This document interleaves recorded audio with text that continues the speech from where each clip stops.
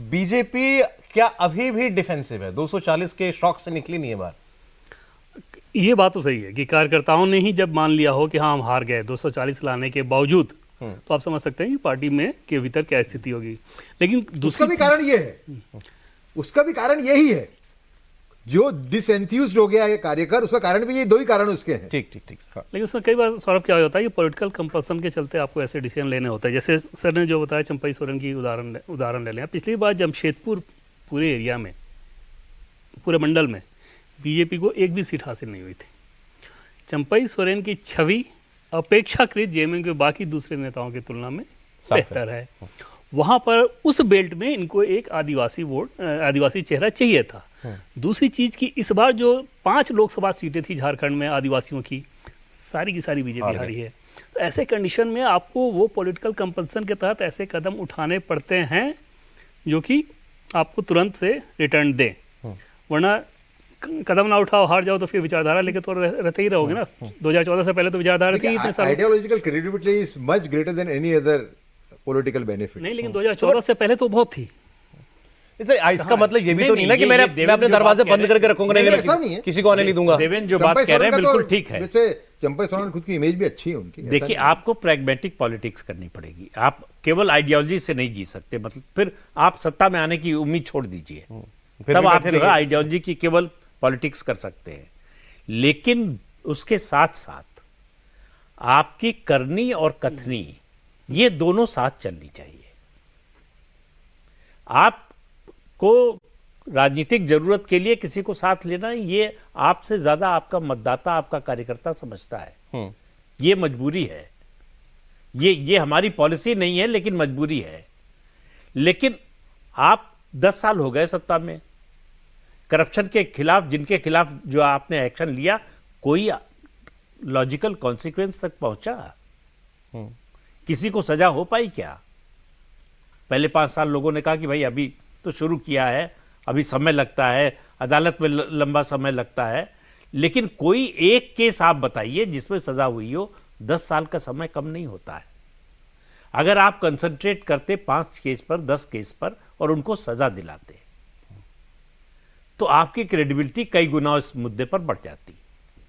अब मैं आपसे पूछूं क्यों नहीं हुई सजाएं? मतलब क्या आप ये कहना चाहेंगे कि भारतीय जनता पार्टी भी और पार्टियों की तरह सब कहते हैं कि वो ऊपर सबके हाथ मिले हुए हैं? नहीं, हाथ नहीं मिले। इन्होंने भी हाथ मिला रखे हैं क्या? हाथ नहीं मिला रखे, लेकिन फंसाए रखो मुद्दे को। जैसे ही सजा हो जाएगी वो मुद्दा खत्म हो जाएगा। ओके, फिर आपको उस पर बोलने के लिए कुछ नहीं होगा। तो इसलिए जो है, जब तक अरविंद केजरीवाल जेल में है तब तक तो मुद्दा है। सजा हो गई तो फिर उनकी कोई बात ही नहीं करेगा। एक बात थोड़ा सा समझ में, मतलब इस जितनी बात हुई है उसको, क्योंकि हम लोग ने जाति से शुरू की थी और हम लोग अब करप्शन के मुद्दे पर क्यों बात कर रहे हैं। मानना है, हमारे एक्सपर्ट्स का मानना यह है कि बीजेपी अपने इश्यूज से अगर ना हिले आइडियोलॉजिकली, जो लोग कमिटेड नहीं है उनको बहुत ज्यादा पार्टी के अंदर ना ले, तो उसको ऐसे कॉम्प्रोमाइज नहीं करने पड़ेंगे जाति जनगणना जैसे, जो आज शायद दिखता है कि वो पॉलिटिकल कंपल्शन में करने जा रही है। एक बात हुई सर, उन्होंने जो शुरुआत में बात की थी मुझे बड़ी दिलचस्प लगी थी कि अगर जाति जनगणना हुई तो मुसलमानों में और ईसाइयों की भी जातियां गिनी जाएंगी। क्या मतलब है इसका?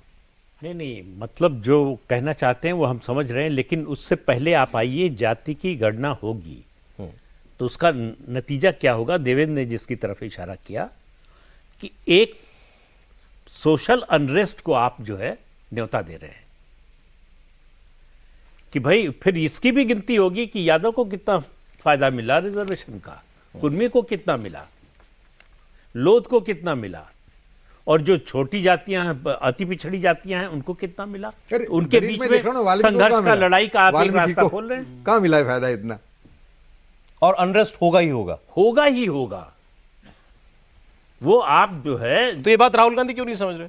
राहुल गांधी या कांग्रेस चाहते यही है। राहुल गांधी तो पूरा देश के उनका एजेंडा यही है। भाई कांग्रेस का जो ये ज्यादा हो गया, ये सर ज्यादा बात है कि राहुल गांधी चाहते हैं देश के टुकड़े हो जाए। नहीं, मेरी बात सुनिए सर, जो अभी जो कांग्रेस है, मैंने आपसे फिर से कह रहा हूं, मैं आज की कांग्रेस कभी इतनी गिरफ्त, मतलब अपने 139 साल के इतिहास के अंदर कांग्रेस कभी कट्टरवादी मुस्लिमों के गिरफ्त में इतनी नहीं थी जितनी आज है। ये आपको बहुत सीरियस आपको बात बता रहा हूं मैं। कि मैं रेडिकल इस्लामिक मूवमेंट्स की स्टडी भी करता हूं, समझे ना। तो राहुल गांधी खुद ये चाहते हैं कि कुछ भी करके वो पावर में आ जाए, भले देश का कुछ भी हो। ये तो स्पष्ट दिख ही रहा है ना बिल्कुल, जिस तरीके से वो कह रहे हैं कि भाई ब्यूटी पेजेंट के अंदर कहाँ है रिजर्वेशन, क्या तरीका है? कोई रोका है भाई ब्यूटी पेजेंट में आने से? कोई ने कोई को रोका हुआ है क्या? सरकार ने ये कहा, क्या बीजेपी ने ये कहा है कि भाई ब्यूटी पेजेंट तो आजकल एक तरीका हो गया है, मैं उसका एक अलग वो करूंगा, लेकिन जो पिछड़ी जाति है उनको कोई ने रोका है उनको आने से? क्या उससे गवर्नमेंट का कोई हस्तक्षेप है? क्या कोई पार्टी का हस्तक्षेप है? तो इस टाइप के मुद्दे उठाना मतलब ये तो डिविजिव की बात हो गई ना एकदम, समझो आप। इसका मतलब जो मैं कह रहा हूं, थोड़े आपको मेरे शब्द थोड़े कठोर लगे होंगे, लेकिन बिल्कुल सही है एकदम वो, कि देश का कुछ भी हो हमें पावर में आना है, और पावर में आने का यही रास्ता है। हाँ, ये माना जा सकता है कि उनको ये रास्ता दिख रहा है। हाँ, उनको कास्ट समझ में पॉलिटिक्स आ रहा है कि अगर हम आ सकते हैं तो इसी रास्ते से, नहीं तो नहीं आ सकते। नीतीश कुमार जब अलग थे तो ये रास्ता उनको भी दिख रहा था। आप देखें, बिहार ने ही सबसे पहले इस आवाज़ को बहुत ज़्यादा प्रमुखता से उठाई थी, और उसके पीछे रणनीति यह है कि उनको ये समझाया गया, जो हमें जानकारी मिली, कि अपोजिशन वाले लोगों को, उनके जो पॉलिटिकल मैनेजर्स थे, पोल मैनेजर्स उस टाइम पे, उस टाइम पे उन्होंने ये बताया कि बीजेपी को हराने के लिए सबसे जरूरी है कि बीजेपी के राष्ट्रवाद को खत्म किया जाए, और वो राष्ट्रवाद तभी कमजोर पड़ेगा जब आप जाति की आग को उठाएं, हिंदुत्व और राष्ट्रवाद दोनों को जोड़ दें। यहाँ पे आमतौर पर मिक्स ही रहता है। हाँ, तो अगर इस हिंदुत्व के एकता को अगर आपको तोड़ना है, इस नैरेटिव को तोड़ना है कि हिंदू एकजुट होकर वोट कर दे रहा है प्रधानमंत्री नरेंद्र मोदी के पक्ष में, इसलिए बार बार जीत रहे हैं, तो उसका एक उपाय है कि कास्ट को आगे बढ़ाइए। कास्ट जब जब मजबूत हुआ है, हिंदुत्व पीछे जाता है। याद होगा ना आपको यूपी में जो नारा लगा था, मिले मुलायम काशीराम हवा में उड़ गए जय श्री राम।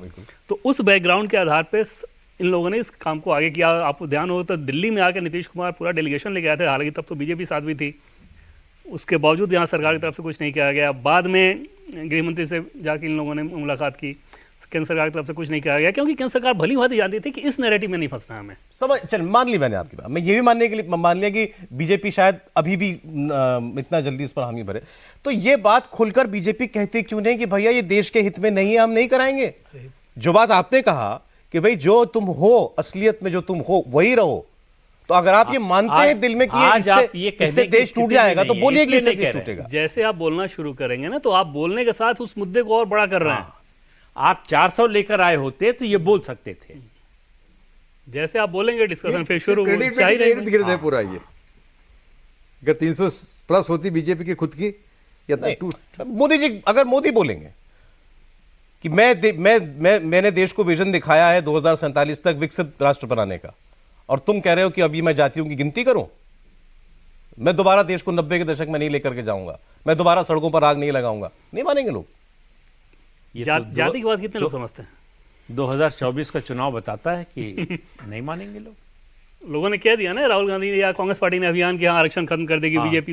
आपको 2015 का बिहार विधानसभा भी याद होगा। कोई ऐसा काम 10 साल में किया हो नरेंद्र मोदी ने, भाजपा की सरकार ने, जो आरक्षण के विरोध में, आरक्षण को मजबूत करने के लिए किया है काम, फिर भी मान लिया लोगों ने। नहीं, जो सामाजिक न्याय को लेके जो लॉज जो लाई है ये सरकार, मोदी सरकार, वैसे तो कांग्रेस कभी नहीं लाई। एनसीबी को गांव के अंदर जिसके दलित को घोड़े पे नहीं बैठने देते थे, शादी के अंदर उतार देते थे, उसका भी लॉ है, उसका अगेंस्ट में लॉ लेके आई ये सरकार। जो मेरी सेकंड किताब लिखी है उसमें है ये। नहीं, अगर जनता मानने ही सुनने ही नहीं वाली कुछ जाति की बात के आगे, तो फिर किस बात का दोष दे? फिर आप क्या कर लेंगे? आप राष्ट्रवाद चलाते नहीं, आप चिल्लाते। ऐसा है कि ये इसके लिए आपको एक सामाजिक चेतना पैदा करनी होती है। ये ऐसा नहीं कि आपने एक भाषण दे दिया और सब बदल जाएगा।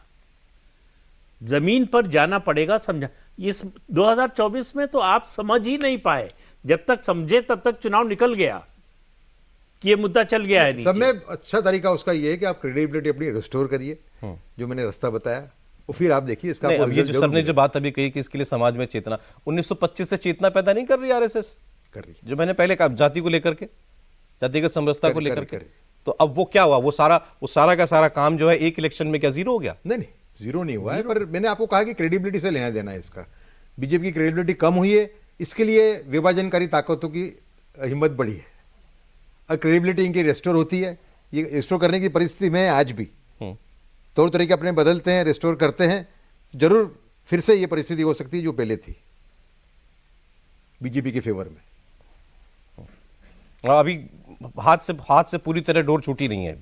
अभी चाहे तो लगाम कस सकते हैं दोबारा। बिल्कुल कर सकते हैं। दूसरा, ह्यूमिलिटी का भाव देना पड़ेगा। ह्यूमिलिटी का ही भाव देना पड़ेगा। ओके। इसके अंदर ये जो दो चीजें मैंने बताई, उसको वो ह्यूमिलिटी से भी रिलेटेड है। तो बीजेपी क्या अहंकारी हो गई? लोग उसको अहंकारी रूप में देखते थे। तो सब में ज्यादा लोगों के बीच में जाने वाले नेता तो नरेंद्र मोदी है। लेकिन वो जो 2 स्टेप्स थे, ये जो 2 स्टेप इन्होंने लिए, वो एक अहंकार के रूप में लोगों ने देखा ना उसको। तो तुलसीदास जी ने कहा है, प्रभुता पाए काय मद नहीं, कि आप सत्ता या शीर्ष पर जब पहुंचते हैं, अधिकार मिलता है, तो मद यानी अहंकार आ ही जाता है। और जनता जो है डेमोक्रेसी में सब कुछ बर्दाश्त कर सकती है, अपने नेता का अहंकार बर्दाश्त नहीं करती। आप भी कह रहे हैं बीजेपी अहंकारी हो गई थी? नहीं, ये रिजल्ट कह रहा, हम नहीं कह रहे हैं। नहीं, 240 की संख्या बता 2 रही। चीजें जो हैं, एजेंसीज का उपयोग जरूरत से ज्यादा सिर्फ विरोधी पक्ष के सामने, और दूसरा बाहर के लोगों को लेना, उनके केस बंद कर देना, इससे बीजेपी अहंकारी पार्टी ऐसी इमेज खड़ी हुई, इसमें कोई शंका नहीं है। दिखता ही है सीट जो आई।